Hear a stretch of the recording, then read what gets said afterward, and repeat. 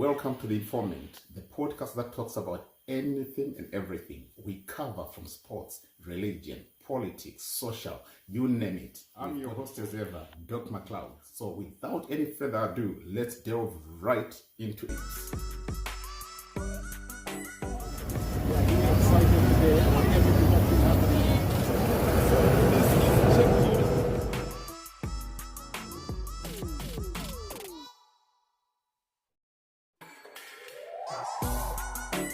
People, I hope I find you well.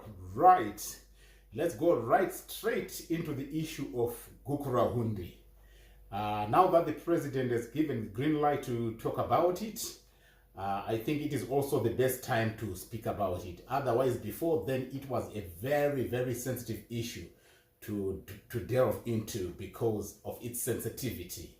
No two ways about it.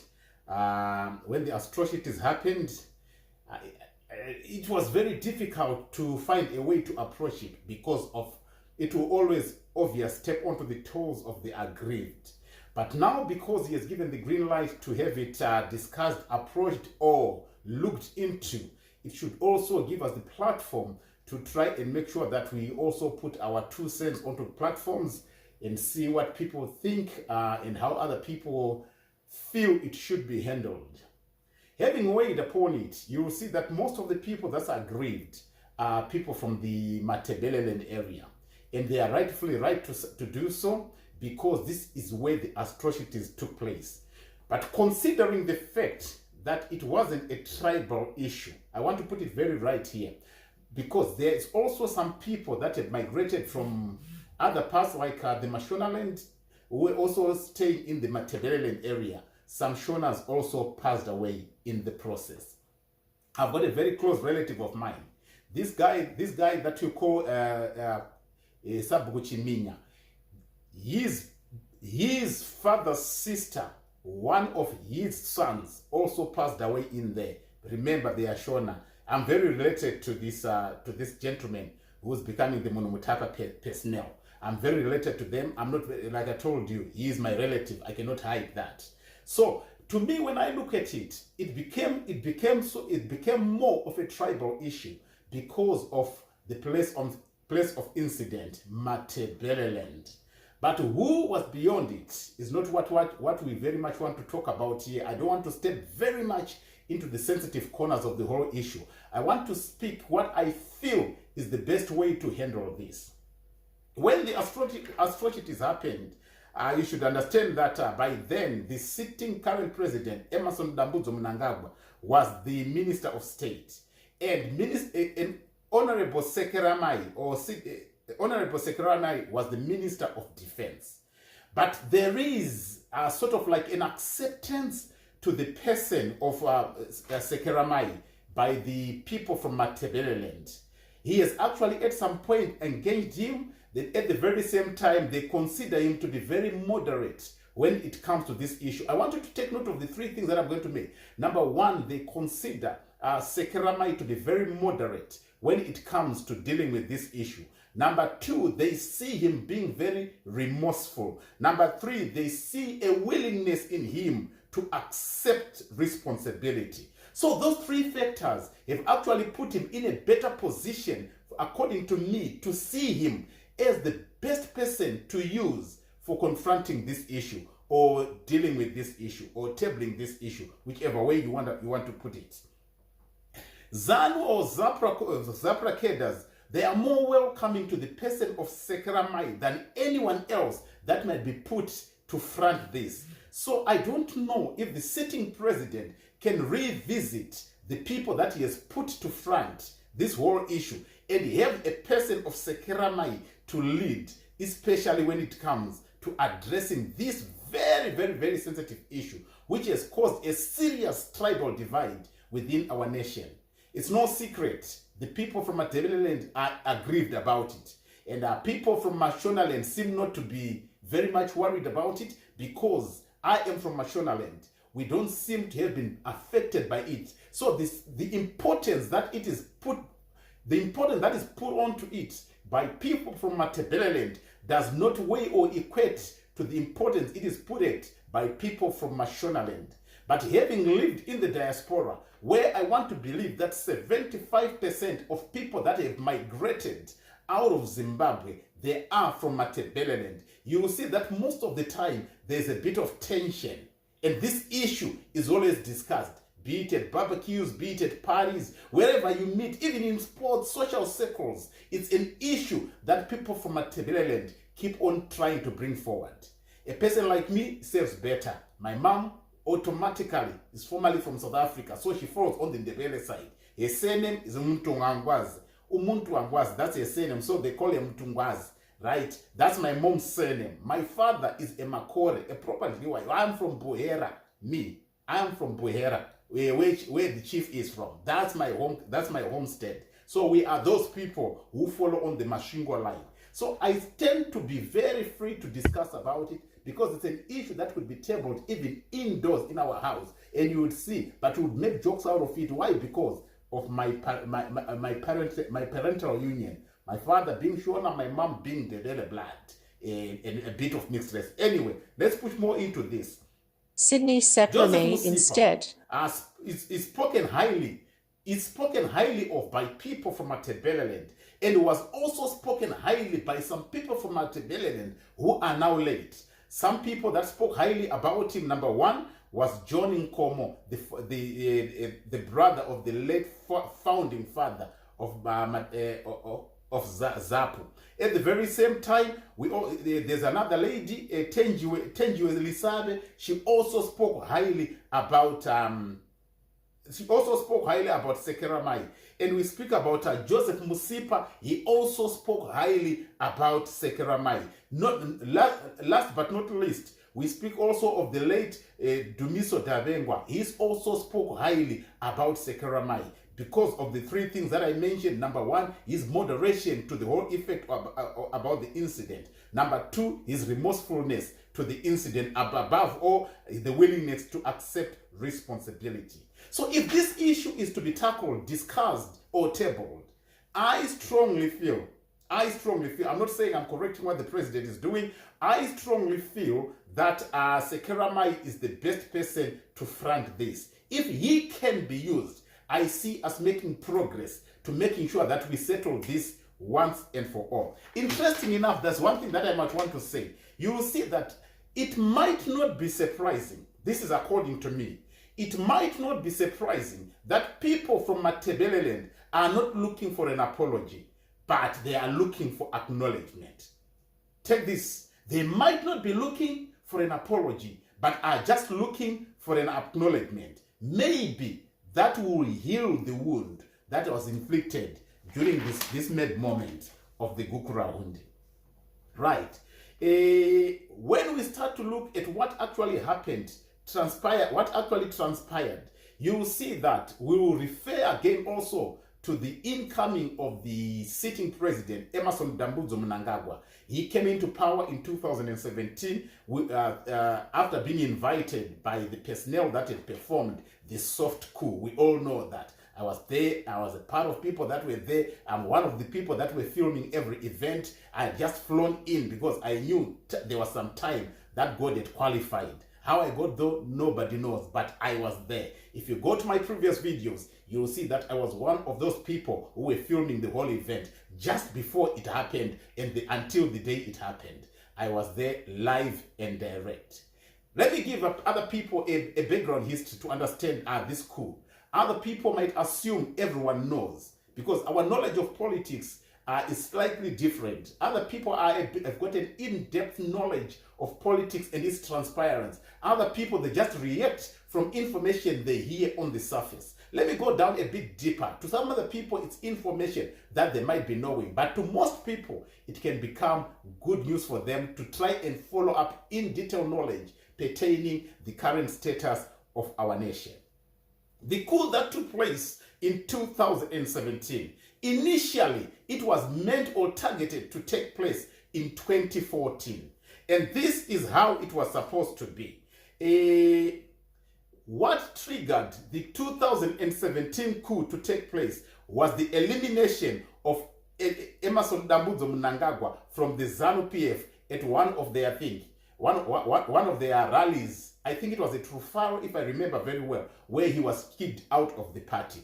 That's what triggered and quickened the 2017 coup, because it left the people that were hesitant without choice but to act because they were at danger. I'll tell you why it so happened so quick. At that very same time, remember also, in case you did not know, let me enlighten this. Remember also, the person of retired General Constantine Guvea Zino Dominic Chiwenga was also targeted to be replaced by the late Terence Shiri as the commander of the Zimbabwe Defense Forces. And all this was targeted for the ZANU-PF Congress of December 2017. So just a month before that, they realized that all the former war cadres who were holding the power within the structures were about to be eliminated and be replaced by the people that were lined up by the G40.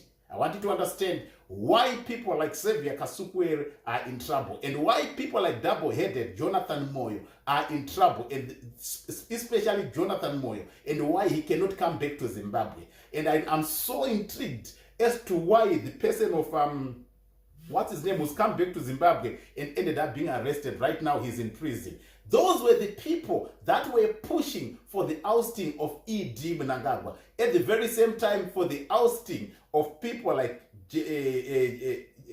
Vice President Chiwenga, in case you did not know that. If you knew it, thumbs up. Let's continue with our story because we want to get somewhere here. Amongst people that were pushing out for E.D. to be ousted was Muzembe, Walter. He was part of the big mouth amongst all those people. And why he was fished to come back just because of Prophet Emmanuel Makandiwa's sermon that said, people like Muzembe should be allowed to come back. That's not a problem. That sermon, I think, was the one that fooled him to understand, to actually think that he had been forgiven for him to come.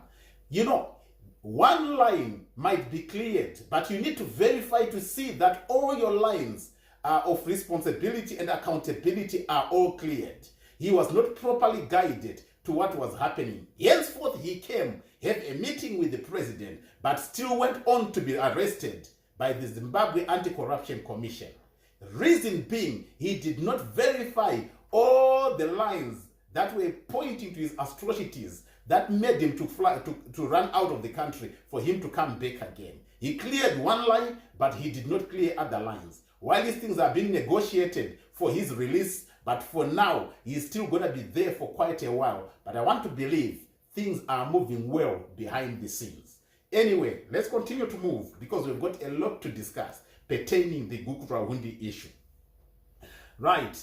The coup that was meant to happen in 2014 but ended up failing was because there were people that had been invited. And this is the structure that was meant to be there after the elimination of Robert Mugabe through the coup that was agreed by the players that were meant to be. By then, Morgan Tsvangirai, the late, was still alive. He was going to step in as the first vice president, meaning to say Emmerson Dambudzo Mnangagwa was going to be the president, with the late Morgan Tsvangirai being the first vice president because of his push and popularity with the opposition. Everyone knows that he had a big pull, as was exhibited by the 2008 elections, where he won but did not take power. So they did not take for granted that he was a very popular person. So they really needed him, and he also supported the notion of having a coup to be done over Robert Gabriel Mugabe. The second character who was going to be the second vice president was also the late Dumiso Dabengwa. I want you to understand these two people, they are late now.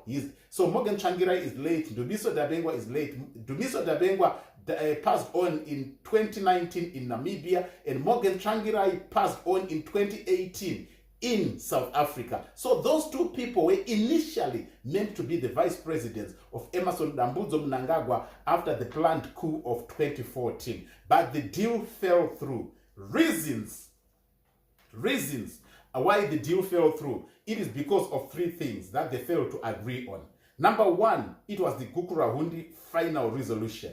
Remember, a peace accord has been signed in 2007. Peace accord was signed, and after the peace accord had been signed, there were some certain structures and agreements that were supposed to be put in place so that we don't have the ZANU and the ZAPU, but we start to have a one-party state. So the late Joshua Nkomo is the one whose signature was carried at the peace accord. So in the process, things were being built, and of the things that were being built, so Dumiso Dabengwa, when he was invited to be the second vice president on the basis of tribe, so that the people from Matebeleland, who are the Ndebeles, would also feel very much part of the nation of Zimbabwe, being represented by Dumiso Dabengwa. So Dumiso Dabengwa did put 3 demands. Number 1, the Gukurahundi final resolution, which which insisted was supposed to carry what is called truth and justice, which is what the president has now here in 2025 given enlightenment of, or given a go-ahead that it be done. I'm still going to explain about the current situation in 2025, but that was one of the demands that were put on the table by the foresaid late Dumiso Dabengwa, who was going to be the second vice president to this setup that was put. Number 2, it was the Matebeleland Zambezi water project. This was also highlighted and put public by the person of Jonathan Moyo. He knows about the issue that I'm talking about. Number 3, it was the devolution. Those 3, so Gukurahundi final resolution, which carried the truth and justice, the Matebeleland Zambezi water project, and also the devolution. What's devolution? Let me just try and explain it to a few people who might not understand what devolution is. Devolution is the delegation of power to regional administration, meaning to say cities or areas, if not constituencies, they will be running their own financial affairs in the development of their area, meaning to say budgets were supposed to be done and be deployed according to the provinces, and every province would look after itself. What does it mean? It means that decisions that would then be made closer to the local people, or within the local people, or with the local people, because number 1, they know what they would need in their area. Number 2, communities and businesses that would be affected will easily also contribute into the development of the area where they are operating from.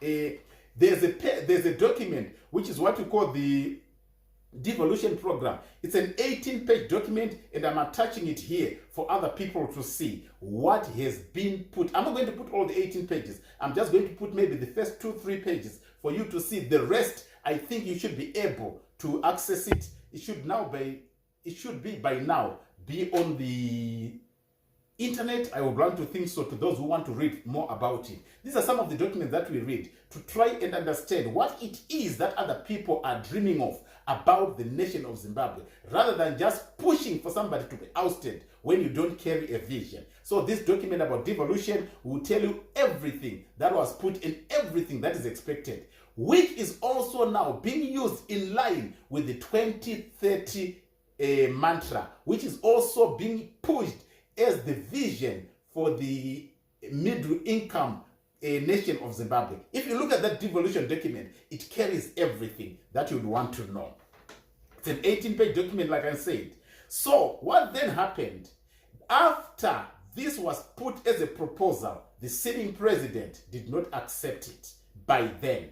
Maybe he still needed time to weigh into it. Maybe it's something that was presented to him too early. But if you look at it, what he turned down during that time is what he's starting to apply now, using it for the 2030 vision. Was it like he saw into it a bit late? Was it like he saw he was challenged by the fact that it was brought by somebody? That much I don't know, and I cannot conclude. But I'm trying to align you to the 2030 vision with what was initially proposed before the 2014 time of attempted first coup that was meant to have taken place. Reason Morgan Tsvangirai was taken, he had the numbers. Reason why Dabengwa was invited, he was going to settle the tribal issue. At the very same time, it was also going to make sure that everything was going to be peaceful within the nation of Zimbabwe. And where has it gone wrong? I'm going to explain as we go.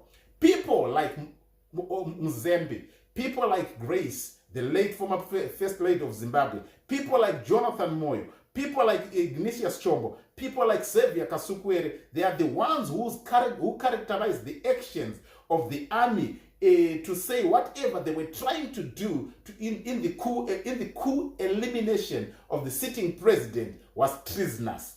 The minute that word was stated treasonous, it pushed the army and the people like the sitting president to know that they needed to action things as quick as possible. Had they not done that, ZANU-PF was going to the Congress in December 2017. They were going for a Congress which was going to eliminate totally the person of E.D. Mnangagwa and the person of VP Chiwenga. So these two people have been partners in crime for a very long time. So let's not take that for granted. They have come a long way. So that's why the divide between the two is so challenging. And that's why I'm saying the person of Kudata Gwire cannot simply come in at this point in time.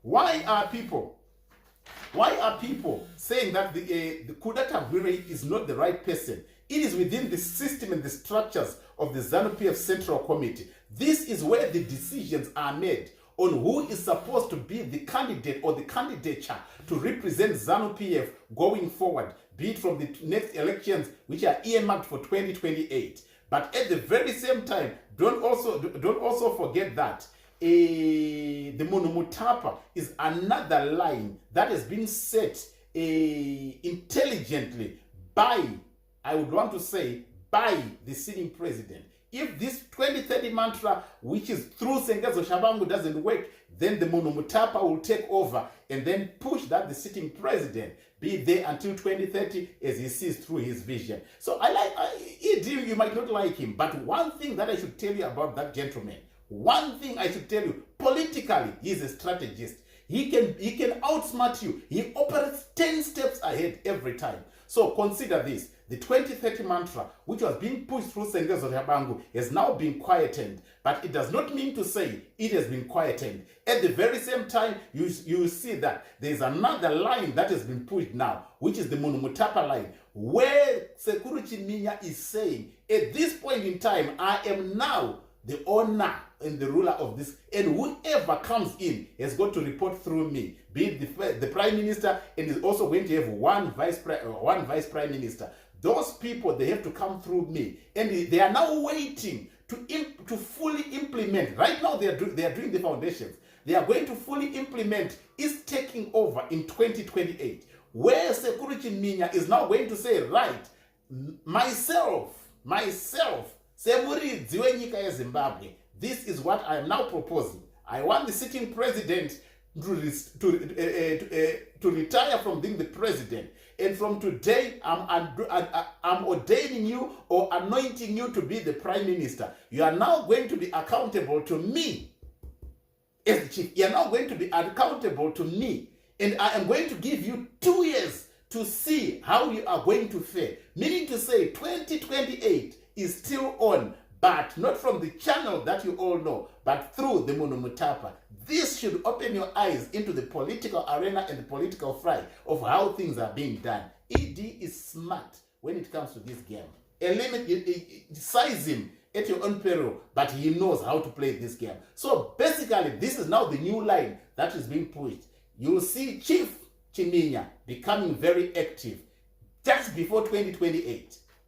And he does away with elections. And before you know it, he gives two years. It is going to be like the British system, where every prime minister, because they don't do presidents here, they are not a Republican. They are not a Republican nation. No, they've got a king who every prime minister is sworn in and has got to swear. It's got to be sworn in by the king. Before then, it used to be by the queen. But now that they've got the king, every incoming prime minister has got to be sworn in by the king. This is the very same system that is now going to be implemented in Zimbabwe. But how is this supposed to be addressed? Let's go back to the Gukurahundi so that we don't get too diverted away from it. When it comes to the Gukurahundi, the people from Bulawayo, after serious inquiries, they are saying they are proposing a bottom-up approach instead of a top-bottom approach. Top-bottom, they are not needing directions from the top. They are saying, let us direct everything as we get to what we call the solution. We want to be free to address our grievances. So they want to take control over how the things are supposed to be done, rather than taking instructions from the president on how things are supposed to be done. This is where the lockup is. You will see that ZAPU, which was once gone, because after the unit accord, we don't expect there to be ZAPU. But ZAPU is being revived, meaning to say the unit accord was just now but a signature. And we still have got people who are aggrieved by the Gukurahundi. So what they are saying right now, the people, is, let us lead in this, so that we, the aggrieved, we can make sure that we've got it out of our heart. Then we can negotiate whether it be compensation, and then we get a good closure. But from what I am well informed about, they are looking for a person like Sekeramai to come and to approach them, to be the best person to front everything. In case this helps, he is the person they are vying for, to say, if they can bring him, because they consider him to be very understanding, they consider him to be very patient, they consider him to be very remorseful, and they consider him to be the best person that is connected even with the predecessors and the current people from Matabeleland. And for that, they are saying, let us also approach it using the bottom-up approach rather than the top-bottom. I hope this will help. It's my little 2 cents after the inquiries pertaining these issues. If this can be followed, I don't see us getting much of a problem. Even compensation and closure can easily be reached. But if this cannot be accepted, I see us just going round in circles, it just being a talk that does not eliminate anything. And if this case is not handled properly, it's going to aggrieve a lot of people again. I so pray that we find a breakthrough to this case. And once that is gone, Zimbabwe is one nation that is very close to having people united all at once. That's the simple divide that I still see in Zimbabwe, which can easily be eliminated if what I am advising here is taken on board. Yeah. So this also, number 2, pertaining the Munumutapa setup. The Munumutapa setup, headed by Sekuru Mutero, is very simple. It is also set up on notion number 2 that it's going to be used for addressing of the Gukurahundi healings and dispute resolution.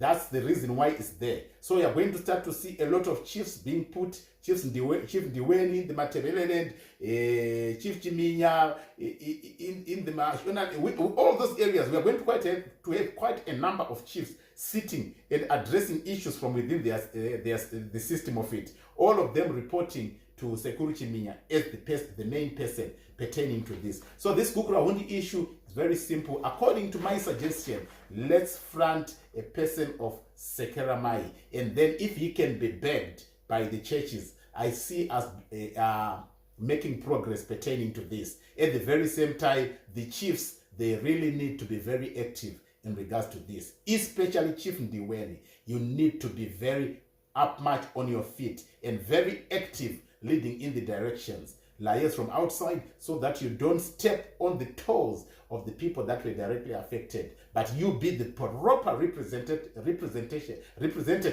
of the people that's aggrieved. I hope and so pray that we reach a solution. I hope and so pray that an addendum is put right, and then the whole issue is addressed properly, so that we don't leave any grievances outstanding. Once and for all, let this be done, if possible, in 2025, and then we close it in style before we pursue on anything else. I hope this helps pertaining to the Gukurahundi issue. So Sidin Sekeramai, to me, becomes the best bet to lead this, if that can be very possible. I'm not the one to advise the president. I'm not the one to advise, but I am saying, from what I have learned, even the people who have jumped borders, people like Jonathan Moy, who are testifying to what I'm telling you, that Sidin Sekeramai is the preferred candidate and most acceptable, a Shona person within the Ndebele people who are very much aggrieved. So if he can be put to front, do lie. We are up and running. With this, stay blessed, and I'll be coming back for more.